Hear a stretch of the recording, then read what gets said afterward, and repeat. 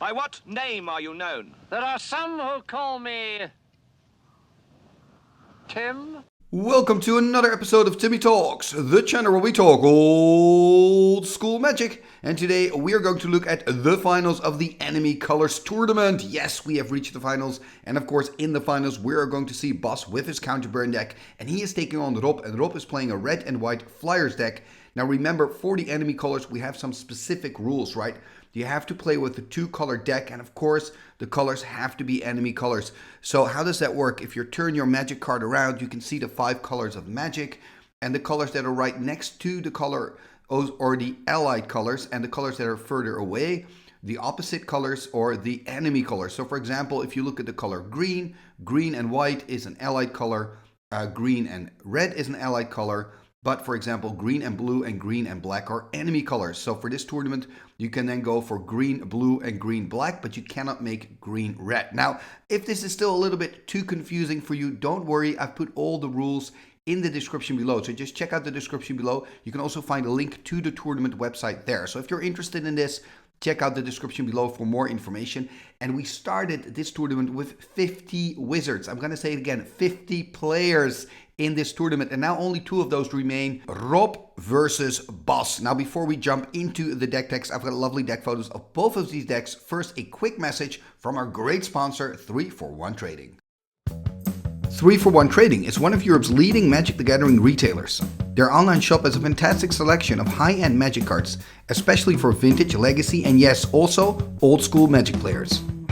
But 341 Trading does more. They're now also buying all Magic the Gathering singles and entire collections, big and small. They're one of the top trading card game traders in Europe, buying way over 1 million Magic cards a year, and they are more than happy to make you an offer for your cards today. So if you have any cards for sale, 341 Trading is the place to go. Visit 341.gg/selltimmy to get your offer. Okay, and now we are back and ready to dive into those deck techs. So we're going to start with the player on the left, that is Bas. Let's take a look at his counterburn deck. And here we see the red and blue deck of Beastie Bas, and as you can see, it's really a counterburn deck, right? A traditional counterburn deck. And I guess the biggest difference is here, because we're playing in the Enemy Colors tournament, you need to have an equal amount of red cards versus blue cards. And even when you take cards from your sideboard into your main deck, you always have to have an even amount of blue cards versus red cards. And that's what we see here in the deck photo as well, right? 7 red cards in the sideboard, 7 blue cards in the sideboard, and an Ankh of Mishra in the middle. And then also in the deck photo, lands are in the middle, and on the left and the right side, you see the left side the red cards, the right side the blue cards. And like I said, this is really your standard counterburn deck. Counterburn, of course, is really good because you've got tons of burn. 4 chains, 4 lightning bolts, 4 psionic blasts. I mean, that alone is enough to kill your opponent. In here, we also see a Goblin Grenade that can deal another 5 points of damage. And then, of course, there's also the counterpart of the deck, the counter spells, a full playset of counter spells, and a single mana drain, so really strong. And what's also really good about counterburn is the creatures. You know, you want to have cheap creatures, you want to play them out early, turn them sideways, deal a little bit of combat damage, and do the rest with your direct damage. So we see here Goblin Grenades, Goblin Balloon Brigades, and Goblins of the Flark and the Flying Man. Those are 6 1-drops. So with this deck, you will probably always have a 1/1 creature on turn 1. Then in turn 2, you only have 2 Ironclaw Orcs in this build. A lot of players would maybe go for 4 Ironclaw Orcs and, for example, take 2 1-drops away. But remember, of course, when you're building, you have that restriction where you need to have the same amount of red cards and blue cards. One of the things that Beastie Bas could have done, I guess, is take out the Stone Rains, put in 2 more Ironclaw Orcs. But then again, I like Stone Rain because there are so many good lands in old school Magic, and it's just good to have a tool to get rid of them. So I understand the inclusion of 2 Stone Rains, and that's probably better in a lot of cases than having 2 more Ironclaw Orcs. And then, of course, at the top end, talking about the creatures still, we have the Serendib Efreet, the 3/4 flyer, the powerhouse, of course. And yeah, it's just really, really good. And then we go into the sideboard. Of course, we have a red elemental blast or blue elemental blast. We also have some more burn in the form of 2 fireballs and 2 detonates and an earthquake. And then we also have some control magics. And control magic can also be a key card against the right opponent. So this is the deck of Beastie Bas. I have to say, Bas, it's looking pretty strong. Now let's take a look at the deck of your opponent. And here we see the deck of Rob. So this is a mode deck, right? So it's red, white flyers. But you could say it's a mode deck. And why is it a mode deck? Well, mode is an enchantment from Legends, 2 white and 2 that reads, all creatures without flying cannot attack, right? That is basically what it does. It works both ways. So that means that also Rob's creatures that don't have flying can no longer attack, right? So those poor Rook eggs, they're 0-3 Rook eggs, they don't want to attack anyway. They can't attack. So it's an obvious choice to combine mode with flyers, and that's exactly what Rob does. And what I love about it is he's chosen really cool flyers. I mean, Shivan Dragons and Sarah Angels. It doesn't get more old school than that. I really love it. And he's also playing with the 3 Rook eggs that I mentioned before. And of course, Rook egg works together quite well with Earthquakes. And the nice thing is, as soon as you hit the moat, the board gets kind of clogged up, right? Because your opponent can no longer attack with those ground creatures. They're pretty useless because, the other creatures fly over it. But there's always this danger that maybe your opponent is going to find a way to get rid of the enchantment and then all of a sudden attack with a full stampede. So you don't want that to happen.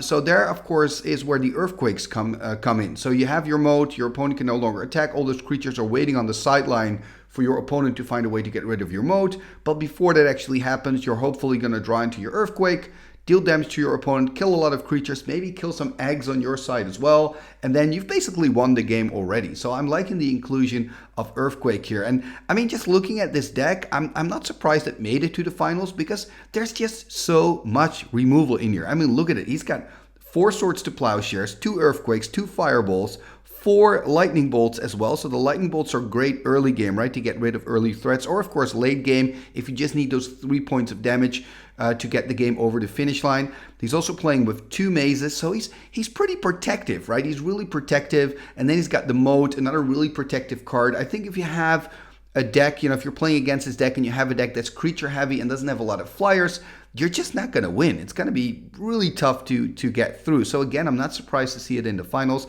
And then we also see, of course, 2 Diamond Valleys. I think Diamond Valley is, I'm not going to say it's underappreciated because you see it more and more now, but it used to be underappreciated. It's a land from Arabian Nights that you cannot tap for mana. So that's a bit of a downside, just like Maze. So if you play it, it's a tempo play against you. You're slowing yourself down, but you do get something back in return because if you tap the Diamond Valley, you get to sacrifice a creature you control and then gain life equal to the toughness. And what that does, of course, it's great with Rook Egg because basically you gain 3 life and you gain a 4/4 flyer, so it's a win-win.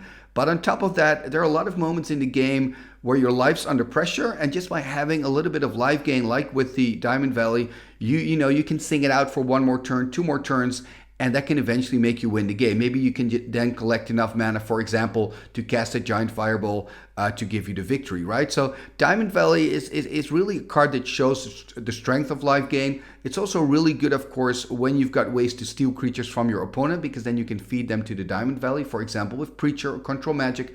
But I mean, Preacher could have been played in this deck, but that wouldn't fit, of course, the Earthquakes. It wouldn't fit the whole moat idea because maybe you're going to steal a creature your opponent gets to choose, going to give you a creature without flying, then you cannot really use it. And then if you don't have the Diamond Valley, etc., etc. So I can see that he didn't want to go, full in on a steal plan. But the Diamond Valley is a nice add-on because he's got big creatures, he's got Rook Eggs, and like I said, a little bit of life gain. It can get you places, especially when you play with cards that also hurt you, like for example the Earthquake. It's nice to have some life gain. So yeah, looking at this deck, it's looking very solid. And I just want to mention one thing about the sideboard for Red Elemental Blast. I'm just going to repeat, for Red Elemental Blast. That's can be an issue for Beastie Bus. Of course, Bus has Blue Elemental Blast, so we could be in for an Elemental Blasting finals. Talking about that, let's go to the match. Who's going to win the Enemy Colors tournament? We're about to find out. Game number 1 of the finals of the Enemy Colors tournament is about to start. Bus on the player, starting with a Library of Alexandria. Now that's a great start for Bus here to start his first game in the finals with. Now remember, Rob is not playing with Stone Rains or Armageddons or Blood Moon. He's got 2 cards to answer this one. It's a Strip Mine and a Chaos Orb, so he has to hope that he can find that quickly, or else Bus is probably going to run away with this first game. Now remember, Bus is on Counter Burn and Rob is on a red and white moat deck, so a Flyers deck, playing with Sarah Angels and Shivan Dragons. Let's see if Bus can deploy here a Flying Man in his second turn. There we see the Flying Man, 1/1 flyer from Arabian Nights. And does Rob have a Lightning Bolt, playing with 4 Lightning Bolts and I believe 3 Swords to Plowshares and Earthquakes and Fireballs. So he's got a lot of creature removal. But of course, the problem when you play against an active Loa is that, you're drawing one card a turn, your opponent simply draws twice that many cards. And that's, of course, a problem. But let's first see what's going to happen. So, Boss, I expect him to play out a Lantern. That's the Volcanic Island. It's going to tap 2. And, okay, there's an Iron Claw Orcs, 2/2 creature. This is a 4th edition version, I believe. There's a Swords to Plowshares. So Rop is just quickly killing all the threats that Boss is playing out. There's a City of Brass here by Rop. Passing the turn. And I think, if Rop can find a moat, then at least he makes some cards in Boss's deck pretty useless. So that will be quite good. And he just has to hope that he's going to draw into that Chaos Orb Strip Mine pretty soon.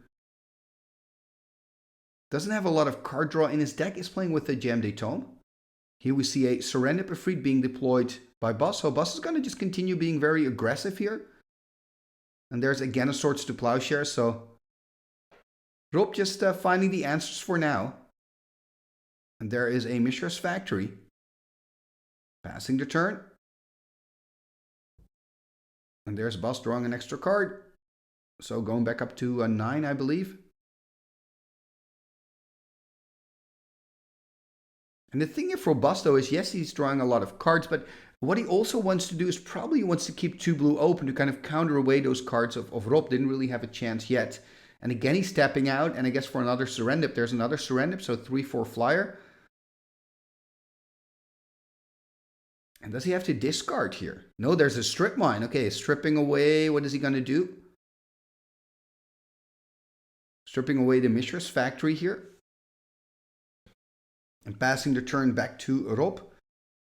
And Rob has already used up 2 Swords to Plowshares, playing 3 in total. So it's gonna be tough perhaps for him to deal with this Serendib. Exactly passing the turn. Does mean a life loss here on upkeep for Boss, but that's not a big problem after gaining life with those 2 swords. And look at that. I mean, keeps drawing. And now we can start to swing in with the Serendib here and start dealing some damage to Rob. I think the good news for Rob is if Rob is, thinking about it, he's getting information about the deck. He knows he's against Counterburn. Probably at this time he sees a lot of Arabian Nights. And of course he's got 2 City in the Bottles in his sideboard that he can put in game number 2. So for me, these games, when this happens, when I have a turn 1 Loa against me and I don't have an answer, I'm just going to try to get information. As much information as I can. And of course, there's always a small chance that you still win the game. But for me now, getting information is like the number 1 reason to continue playing. And of course, this is not a timed match. Online matches usually aren't. So you don't have to worry about the 50-minute clock as well. So you just have time. Try to get as much information as you can. And Boss here seems to be a little bit in the tank here, playing another land, 2 mountains, an island, and a volcanic island, and of course that Loa. That's his mana base. It's going to tap a red. What are we going to see for 1 red? There's a Chain Lightning on the face of Rob. Rob could send it back here. If he then also has a Bolt, he can send back the Chain. Oh, look at this. He is sending back the Chain Lightning. Does mean he takes another damage. Drops to 14 here, it seems. And then, of course, Boss also playing it back here. And I guess Rob is targeting it, the life total here of Boss, not the Serendib. And it looks like Boss is taking 3 exactly and then sending it back to Rob. Rob dropping here to 11. Should be, right? Should be 11, I think. So both players now are discussing the life totals. Exactly, Rob dropping to 11. Should also, I think, take a damage for the City of Brass. Anyway, we'll let the players figure it out. Rob here taking a card for turn. And the small silver lining for Rob here is that Boss now tapped out. So, well, he has 1 blue open, but that's not enough for a counterspell. So if Rob can find, for example, a Swords from the top of the deck, now would be a great moment to play it. And here we go, exactly that extra point of damage. So Rob on 10 at the moment. Ooh, playing a Rook Egg. Taking 2 extra damage from the cities. Going to 8. Yeah, and Rob knows this. This is kind of like a lost first game, right? He's just trying to get some information out of this. And remember that Rob has a very good sideboard, I think, against this matchup. So in game number 2, he's definitely a favorite for me. But we'll see. And there's the attack with the Serendib. So Rob here dropping to 5. And I mean, Boss's deck is also full with direct damage, right? Lightning bolts, chain lightning, psionic blast. Here we go. There's a first chain. Gonna go to 2. Are we gonna see a second? There's a second chain, and that's game number 1 in the books. So an easy victory for Boss here, and of course that's thanks to that early Loa. And now both players are going to dive into their sideboards, and we will catch back up with them in game number 2. Game number 2. Here we go. Rob, of course, on the play after losing that first one. Look at this. Boss taking a mulligan, it seems. Going down to 6. He's 1 game ahead. If he wins this, he is the winner of the Enemy Colors tournament. Oh, look at this. Library of Alexandria by Rob. Kind of getting back to Boss here for that first game. Now, there is a difference, though, here. Because Boss is playing with 2 Stone Rains main. So he actually has 4 answers to a Library of Alexandria, right? Chaos Orb, Strip Mine, and 2 Stone Rains.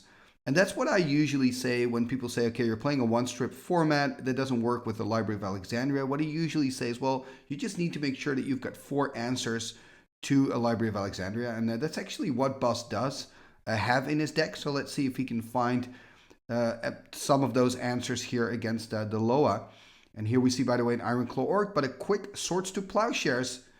So Boss going up 2 life. And Rob now has to count cards. Look at that, he's just playing it out here. And I think exactly take it back, getting a takesy backsy here. Being able to use the library. And players are usually very, very friendly here. It's a small community. So there's a Tolaria here being played out by Boss in the past. That means that counter magic is online. And I mean, again, it's Boss has to hope that he draws into a Stone Rain or a Strip Mine or Chaos Orb here to kind of stop Rob from drawing extra cards. Here we see a Chaos Orb. It's going to tap 2 for that, of course. There's a counterspell on the Chaos Orb. 1 white open for Rob, passing the turn. 4 cards in hand for Boss. There's a City of Brass. Passing the turn back to Rob. Yeah, this is fine for Rob, of course. You know, as long as he can make 1-for-1 trades, he's fine because he's going to draw twice as many cards anyway. Passing the turn, so probably going to use that Loa on end step here. There's a Maze of If by Boss. Passing the turn, exactly. Rob using the Loa here on end step. Going to go up to 8. Going to draw card number 9. Is he forgetting his draw step here? Or did I miss something? There's a Caracas. I believe he forgot his draw step, or am I missing something? Anyway, playing his Caracas, there's a 4/4 Sarah Angel. Of course, Boss does have the Mace. So I wonder if he wants to... Oh, there's a quick Psionic Blast. So I'm thinking, I wonder if he wants to counter this. The answer is probably no because of the Mace. Gonna go for Psionic Blast instead. Like, Psionic Blast is almost made to kill Sarah Angels, right? It's such a perfect fit. I use it a lot in my mono blue deck against Suchis as well. And of course, Boss taking 2 damage, so going back to 20. And I mean, Boss is doing a great job controlling the board, but again, the problem is still there. And that's, of course, that Library of Alexandria, 3 cards in hand for him. There's another Plains. Going to tap for another card, so 8 cards in hand. I just believe exactly we're just going to see more threats being played out by Rob here, playing out another Sarah Angel. There's a counter spell this time. I wonder, I think I'd be tempted to just let it resolve. You know, keep counter magic in hand for more problematic cards. Then again, I mean, Boss made it to the finals, so I'm sure he knows what he's doing. And perhaps his line of thinking is here, if I counter away the Sarah and now I'm going to play my Factory, I can at least start dealing some damage and try to put some pressure on Rob's life total. Rob, of course, still on 20, just drawing cards. And I guess, you know, in a way it's kind of fair, you know, Boss winning the first game on Loa and then Rob winning the second game on Loa. It's not the most exciting Magic, but this is what happens in the finals. I'm still hoping, of course, for Boss to find the Stone Rain, get rid of the Loa, and then we'll see what happens from there.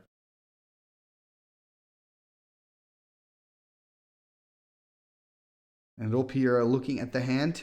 He's going to discard, actually, discarding a City of Brass. Passing the turn. Yeah, perhaps his hand is full of answers, right? Swords to Plowshares and Disenchants and whatnot. It's going to tap 6. Oh, Brain Geyser. Are we going to see a red Elemental Blast here? No, we're not. This is really important. I was kind of afraid to see a red Elemental Blast here by Rob, but this Brain Geyser could be a big difference. Oh, oh my God. Serious? Another Library of Alexandria. So at least it's fair now. It's Loa versus Loa. But Bus, of course, has 5 cards in hand now. So it has to wait 2 turns before he can have an active Loa. Oh my, oh my, oh my. But this Brain Geyser could turn around the game, right? Maybe he's also found a Stone Rain, who knows? And then in a couple of turns, we could have a situation where Rob has lost his Library of Alexandria and maybe Bus has an active one. You know, it could happen. The tables could turn here. Now Bus going up to 6, I believe. And I think Bus was pretty lucky here not seeing a red Elemental Blast when he played out the Brain Geyser. 6 cards in hand for Bus. Passing the turn to Rob. And of course, Rob kind of indicating there I'm using the Loa on end step. That's why you see him draw 2 cards instead of 1. So going up to 9. After the land drop, 8 cards left in hand for him. Gonna tap the Mountain. There's a Lightning Bolt on the life total here of Bus. Dropping to 16. And now Bus is gonna go up to 7. He can start exactly using the Loa. Gonna go up to 8. Oh, what a finals. What a finals. Game number 2 here. Both players having an active Loa. And not much else going on, actually. So they've got a full grip of cards. I believe Bus now has 8 in hand.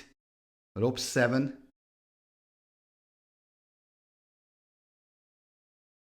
I wonder if we're going to see like a Serendib or something. Or a Flying Man. Yep, there's a Serendib Efreet. So 3/4 flyer from Arabian Nights. That deals 1 damage to you in your upkeep. Of course, one of the strongest creatures in Old School. It's going to tap 2 more lands. What are we going to see? There's a Chaos Orb. Okay, okay. But he knows if he activates it, now he is going to activate it. I'm expecting a disenchant here. There has to be a disenchant, right, Rob? It's going to draw a card first.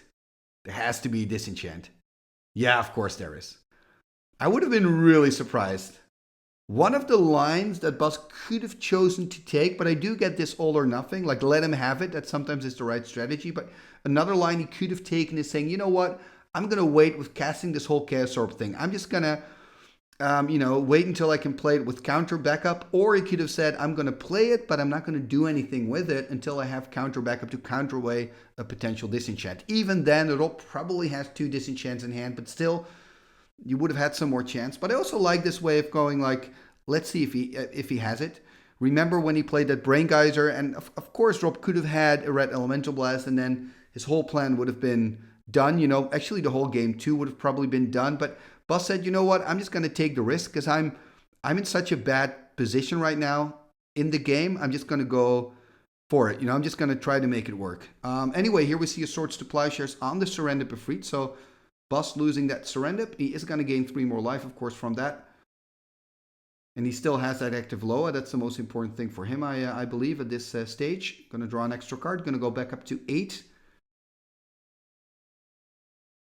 And let's see what he can do with 8 cards. And I mean, we could be in for a long game here because both decks have a lot of answers. Both decks are drawing tons of cards with 2 active Loas. So we could be in for a long game. Tapping 3. There's a Serendib. We still haven't seen the Stone Rain. Serendib Efreet hitting the board, 3/4 flyer. And his twin brother just got killed, but here's the other one. Bus playing with a full playset, so 4 brothers in total, I guess you could say. And there's an Goblin of the Flark. I want to say Ironclaw Orc, but this is a Goblin of the Flark, a 1/1 creature from the dark with Mountain Walk, which is relevant here because Rob has a lot of mountains. Look at that, attacking for 2. Kind of inviting Rob here to use a disenchant or a bolt, in this case a bolt.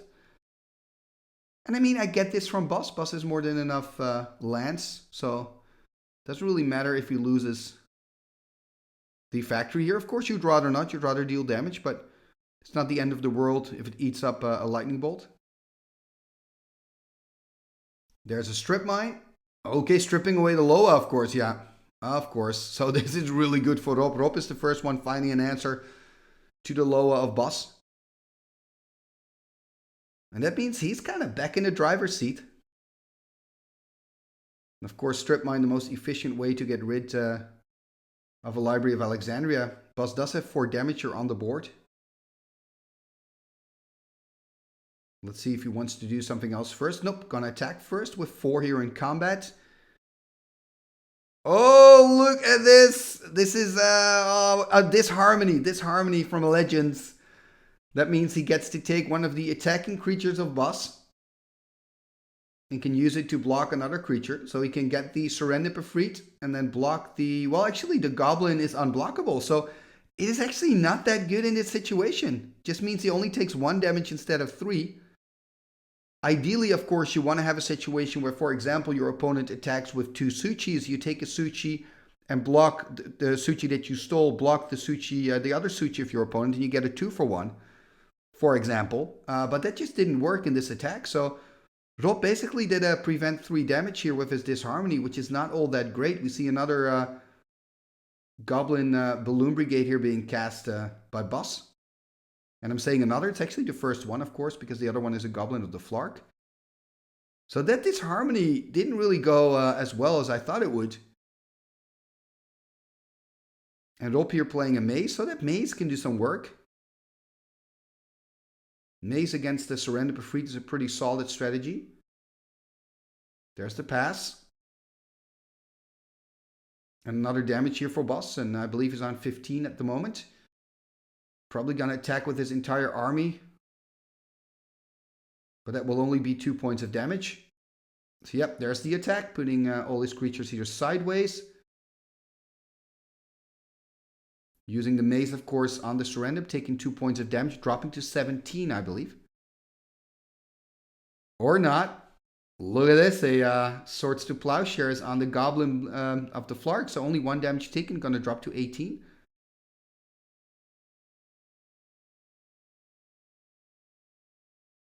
Is he going to play out another Serendib? Going to tap 3.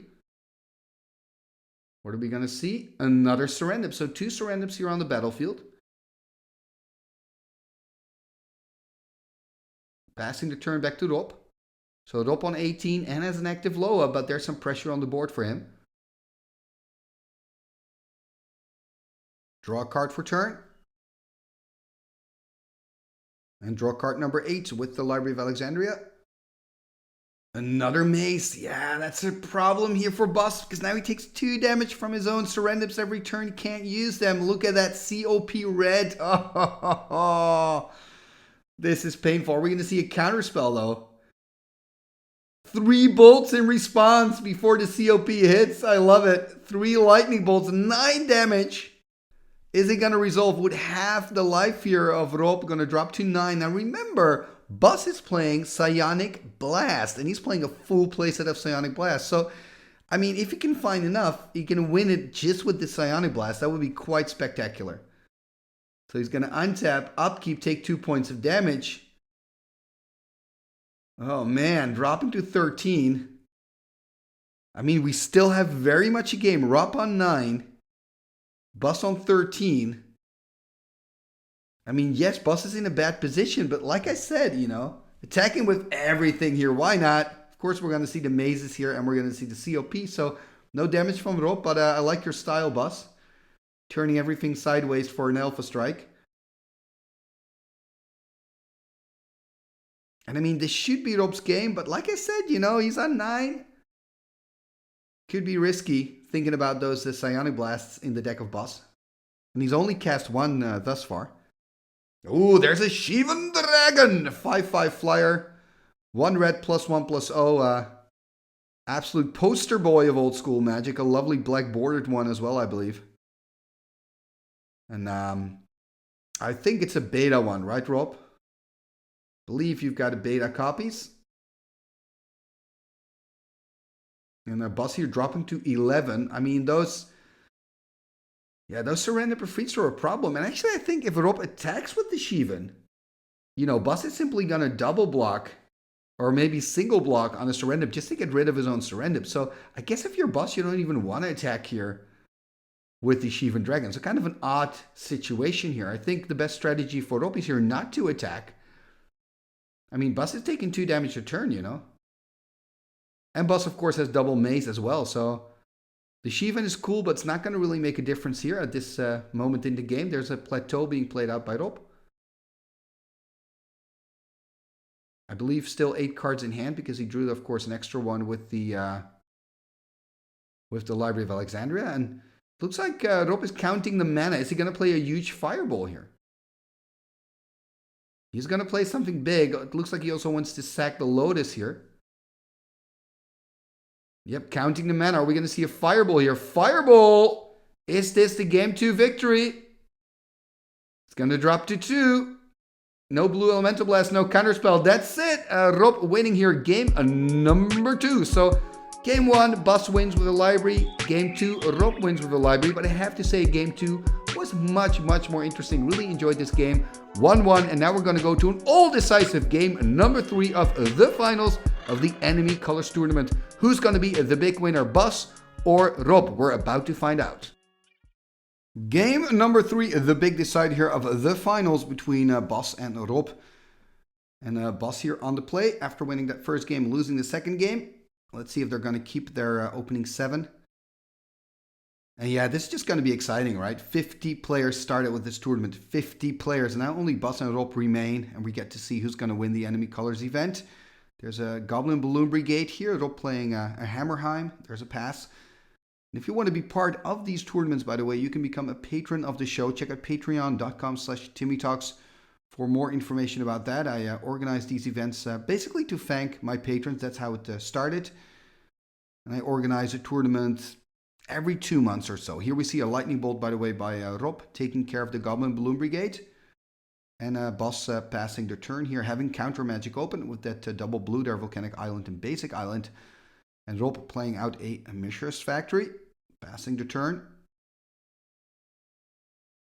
Let's see what Bas can do. There's a second, or a third land, I should say, second island.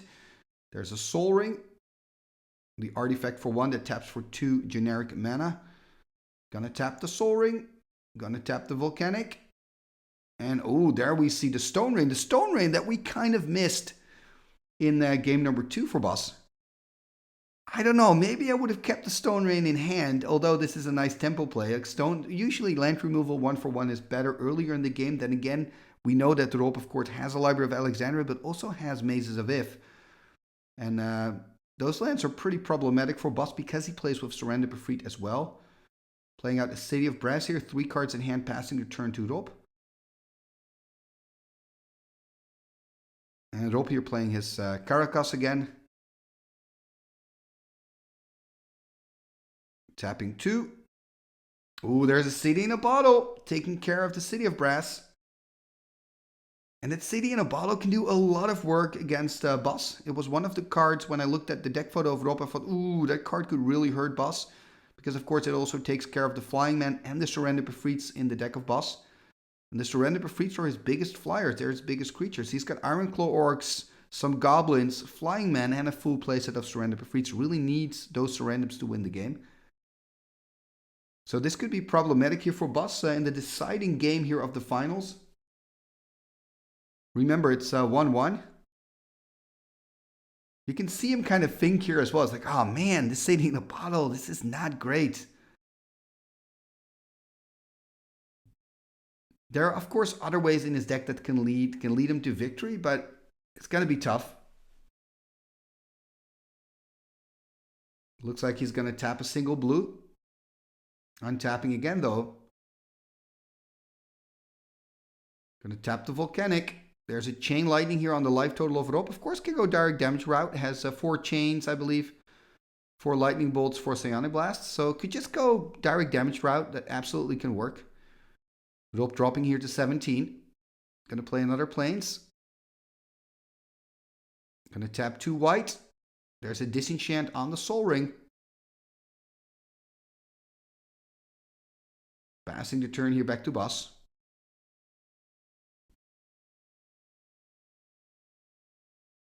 Yeah, Bas, you're kind of wobbling the chair, right? In the tank. Thinking, what can I do?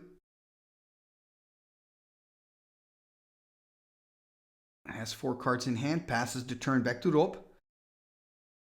Yeah, I think the City in a Bottle really made a big dent in Boss's plans here in game number 3. There's a COP red talking about dents. This is another problem. The sideboard of Rob is just really, really strong in this final match here. So COP red and City in a Bottle, 2 pretty problematic cards. That's a pretty good card, of course, by Boss. Are we going to see a red Elemental Blast? No, we're not. So at least he gets to draw 3 cards here from his Ancestral Recall. Now, one of the rules for the Enemy Colors tournament, by the way, is that you can only play one of the power 9 cards. And the reason I did this is because if you don't have this rule, a lot of players would probably go for blue, because then you have access to Time Walk, Ancestral Recall, and of course Time Twister. And that would make blue probably too dominant in this tournament. So to make sure that wasn't the case, I said you can only play with 1 power 9 card. And it's pretty cool, because when you look at all the decks played, blue wasn't dominant. Here we see a recall, by the way. Is he going to get back the Ancestral Recall? Dumping the Fireball here. Has, of course, multiple Fireballs in the deck, I believe. And, of course, the Fireball not as useful anymore now with that COP white. And there we see a Jam Day Tome. Yeah, this is great for Rob. Really going to go on that control route. And now it's some card draw as well. It's going to be really tough for Boss. There's an Ancestral Recall. Going to draw 3 cards again.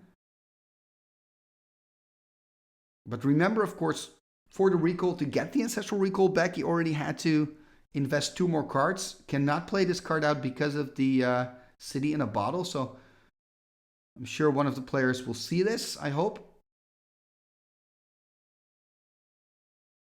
I think Rob is mentioning it right now. Exactly, Boss taking it back. Yeah, it's the thing. I also have that when I play against the Blood Moon. There are still moments where I'm like, oh, wait a minute, I'm going to use this. No, you can't. There's a Blood Moon on board. There's actually a match of me on the channel where I take damage from somebody attacking with their Mistress Factories, even though there's a Blood Moon on the battlefield, and I'm not animating mine, because I'm like, mine are mountains, so I cannot animate mine, but I can take damage from yours, which makes no sense. But yeah, sometimes you just forget about these things. Here's a Lightning Bolt, by the way. So Rob taking 3 more damage, dropping to 14. Of course, that Lightning Bolt was well timed because Rob was tapped out. Here's a Maze. So Rob is really like digging in here. It's gonna be so tough for Boss. I think Psionic Blasts can give him the victory, right? Casting 4 Psionic Blasts? It's gonna be really tough for Boss. It's gonna tap 2 more. Okay, Ironclaw Orcs. But yeah, you know, we've got COP red as well, and that Maze, so it's going to be really tough for the Ironclaw. Rob here pointing to the tome, saying I'm using it here on end step, drawing an extra card. Then, of course, he's tapped out, so we have that moment. You know, there are a few moments, of course, where Boss can maybe squeeze in a Lightning Bolt. Another Maze for Rob, sorry. Oh, my. Remember, Rob is also playing with Sarahs and Shivans, so I'm kind of hoping to see that firepower come out of his deck as well, kind of the spectacular cards. But thus far, Rob is really good at making sure he doesn't take any damage. Yeah, attack with the Iron Claw. Do it. Poor Iron Claw is going to send into a maze. I don't think the Iron Claw Orc is the most intelligent creature in Magic, so I can see that going wrong for him. Here we do see a Stone Rain on one of the 2 mazes here. That's the second Stone Rain being played by Boss, so I believe there are no Stone Rains left in the deck. There's the pass here to Rob.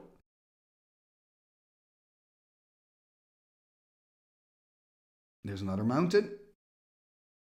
Are we going to see a Sarah Angel? It's going to tap 5, it seems, so I'm expecting to see a Sarah here. Or not. Is he changing his mind?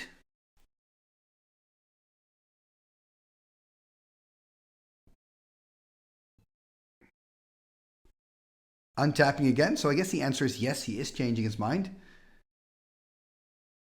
Maybe he's worried about like a control magic or something, thinking, well, maybe I'm giving you a problem. I'd rather just draw an extra card with my tome. Maybe make sure I have Red Elemental Blast backup.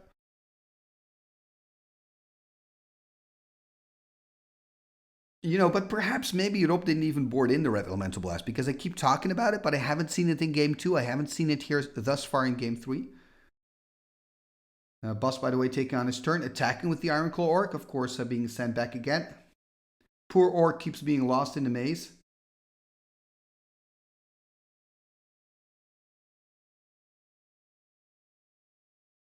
What can Boss do here?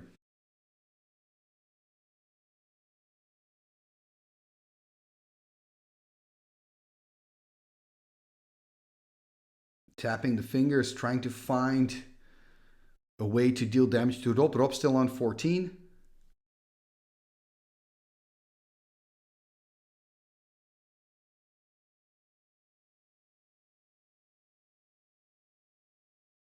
Yeah, this is a really tough situation for Boss, and I mean, you could.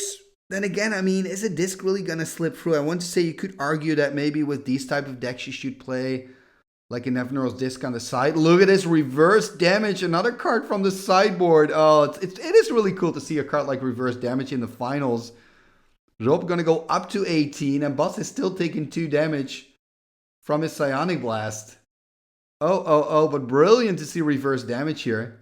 Pretty sweet here in the finals of the Enemy Colors tournament. But what I wanted to say is you could argue that you should have like maybe a Nevinyrral's Disc in the side because it's so hard for your deck to deal with, especially enchantments.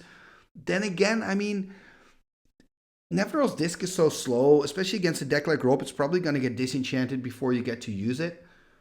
And you could also argue that you've got counter magic to deal with those threats. But yeah, it's looking pretty dire here for Boss. Especially after this reverse damage. I mean, now Rob is up to 18. Let's say the reverse damage didn't happen, then at least Rob would be on 10. You know, that's a lot better than 18. There's another island.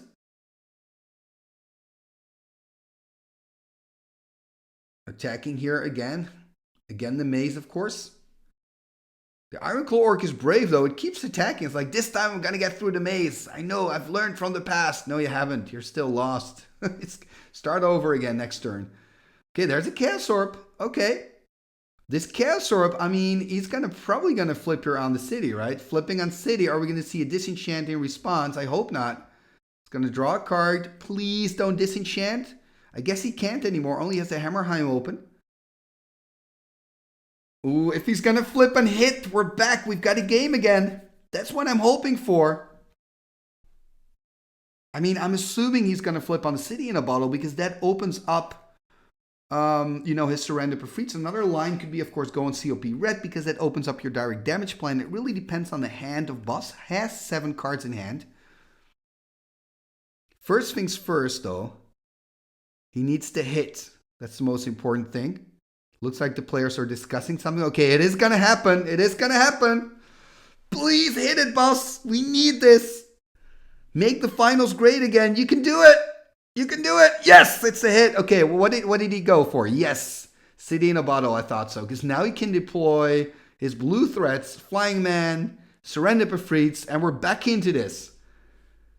Oh, man, I'm really happy. And I've got nothing against you at all. Don't get me wrong, but it's just much more exciting to really see a thrilling game number 3. And I hope that we're going to get it now with this hit flip by Boss. So City in a Bottle is out of the picture. Remember, Rob is playing with 2 City in a Bottles, though. Okay, Diamond Valley. Good. For a moment there, I thought, is he going to play a second City in a Bottle? But a Diamond Valley instead. Now remember, he's also playing with Rook Egg. So Rook Egg Diamond Valley is a pretty sweet combination. Here we see a Sarah Angel. 4/4 flyer, of course, it doesn't have to tap when she attacks. Absolute classic in old school Magic. One of the creatures you see the most. And no counterspell here, just a pass. And let's see what Boss can do.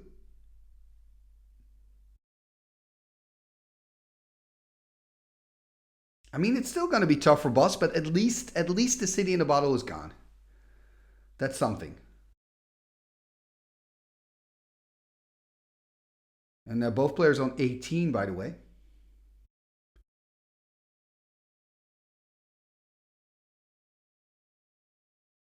Yeah, Boss now a little bit in the tank. Gonna tap 4, okay. There's a Control Magic. Okay, so Control Magic is in the deck. And of course, in response, Rob is going to eat it up.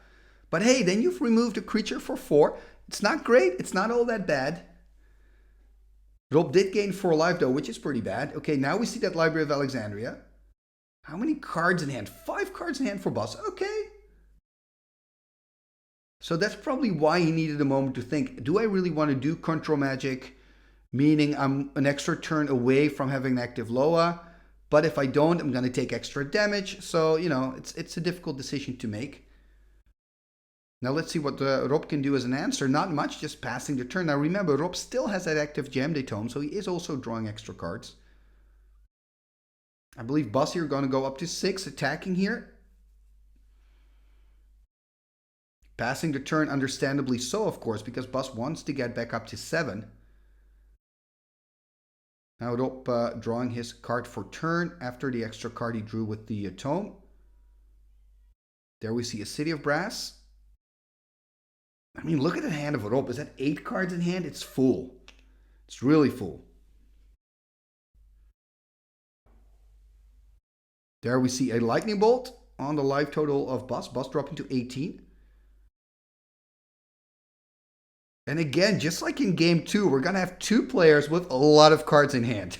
And a lot of answers. Oh my. This is pretty funny. So I believe we've got 8 cards in hand now for Bas. I wonder if we're going to see a double spell. Could also just be land, pass, keep counter magic open. Because then, after the land, you've got 7 in hand. You can pass. If you then have to counter something by Rob, you still have an active Loa next turn after the draw. Oh, look at this. There's a strip mine. I mean, there are 2 good targets here, right? Maze and, of course, Diamond Valley. I think if I would be Bas, I would just wait for a moment. Just look at how the game progresses. Here we see another Lightning Bolt, by the way, by Rob. Putting Bas here on 12. And I guess this is happening on end step. And he's also going to draw an extra card here. Yeah, that tome is doing so much work. The problem, I think, for Bas is that moment with the Chaos Orb. It's great you draw into Chaos Orb, but it is a 1-for-1 at the end of the day. And you've got 3 really big problems on the board at that moment for Rob. Because you've had City in a Bottle, COP Red, and that Gem Day Tome. Gem Day Tome is just as big of a problem. Maybe the biggest problem. Because it's going to give Rob the victory. I get the flip on the City in a Bottle, though. He had to do that. Also because he had that Loa in hand, of course. But yeah, I mean, the other 2 problems still remain. And Rob is still very much ahead, even now that Bas has an active Loa. So Bas tapping a red and a blue. What are we going to see? Okay, there's another Ironclaw Orc. Oh, they're so funny. Also, the fact that they cannot block a creature with a power greater than 1. They're just huge cowards. And now they attack for 2, being sent back with the mace. And 7 cards here for Bas when he passes turn. Of course, Rob using his Gem Day Tome on end step. Going to go back up as well and playing another bolt. Yeah. You know, Rob could just win this on direct damage. He's drawing so many cards. Remember, he won game 2 on a fireball. That could happen again here in game 3. Of course, Bas knows this, so maybe keeping counter magic in his hand just for the fireball. Thinking, you know what, you can hit me for 3, 9 is fine. Look at a Shivan Dragon hitting the board. We're going to see a counterspell, it seems. There's the Mana Drain. Or we're going to see a Red Elemental Blast. There's a Red Elemental Blast. So Rob did board it in, but look at this. There's a Blue Elemental Blast. Ho ho! Counter War. Another Red Elemental Blast. Oh my. Oh, this is huge. And the Shivan survives counter magic above his head to protect the Shivan. And Rob actually managed. What would be really interesting now if Rob would strip the Diamond Valley on end step and then play a control magic next turn. But it's not happening, so I guess Bas doesn't have a control magic in hand. Because control magic would be a perfect answer to this. Also because Rob is tapped out at the moment. I wonder. How many cards does Boss have in hand? Is it still the 7 that those 2 white dice indicate? Okay, there we do see the strip on the Diamond Valley. So Rob has to think. Does this mean that Boss actually has a control magic? This is a really interesting moment here for Rob. He has to decide. He has to look in the future. I mean, even if he has a control magic, you could argue, you know, you've got your COP red, so he's not sacking the Shivan. Or are we going to see a control magic? We're going to see 2 double chain lightning on the Shivan Dragon. Yeah. And I guess Boss is really off the Library of Alexandria at this point, by the way. So yeah, four cards left in hand for him. Attacking with both the Ironclaw Orcs. Sending back one of the Ironclaw Orcs. Now let's see what Rob can do here. There's another strip mine. I mean, Boss is on 9 at the moment. He's got 2, 5, 8. He's got 9 mana, right? So not enough to kill him with the Fireball. And then, of course, assuming that Boss doesn't have a Counterspell or a Blue Elemental Blast. He's going to tap a lot, though. There's an Earthquake for 6. Ooh, this could make a big dent. There's a Counterspell, though. There's a Red Elemental Blast. Ooh, so all of a sudden, all the Red Elemental Blasts that we haven't seen in the first, 3/4 of the game are popping up here at the end.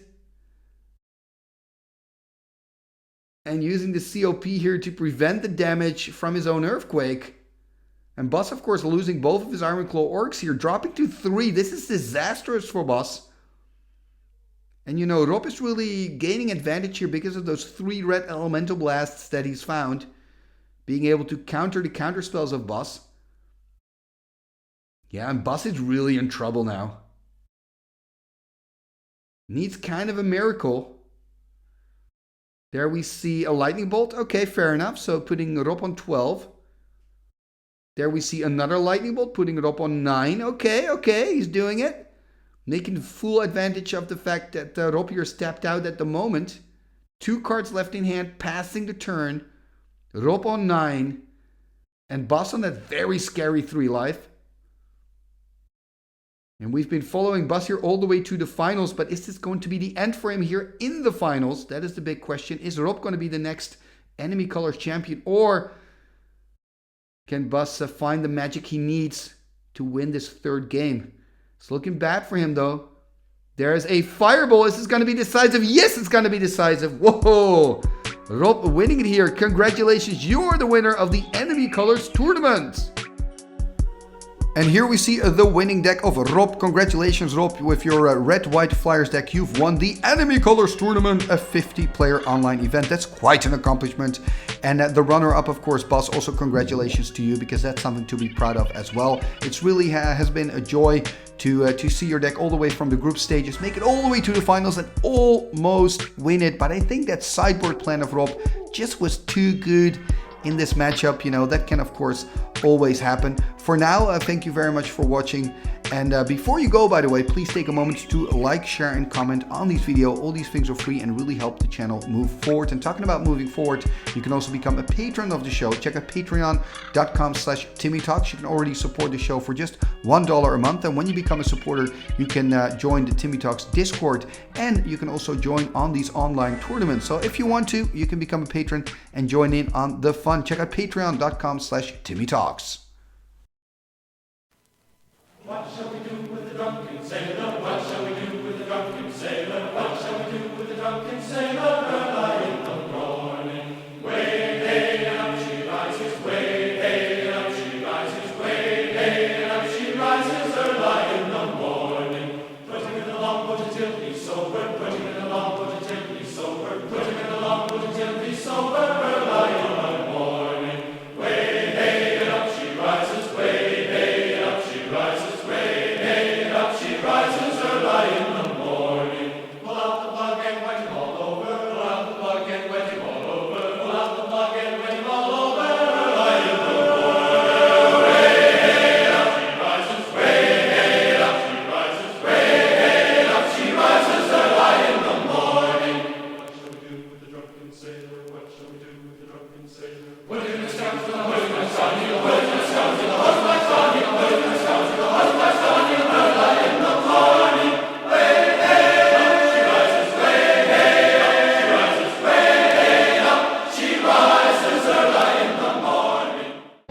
Fingitus, fingitus, sumba, kazee.